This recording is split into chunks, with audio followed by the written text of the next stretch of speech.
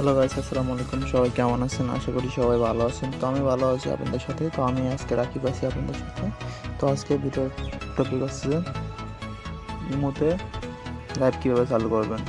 Live চালু করার জন্য হচ্ছে আপনার আগে আপনি প্লে স্টোরে ঢুকবেন। আপনার ফোনে প্লে স্টোরে ওপেন করবেন। প্লে স্টোরে আসলাম, সার্চ বক্সে লিখবেন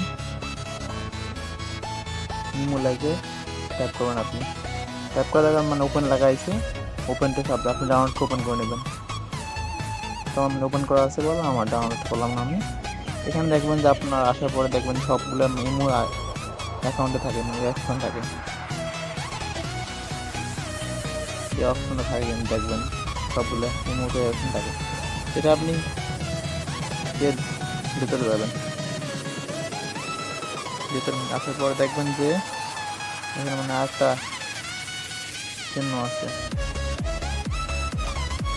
ভিডিও চিহ্নের মতো, এখানে আপনি চাপ দেবেন। তো আমি ভিডিও চিহ্নের উপর দিলাম চাপ।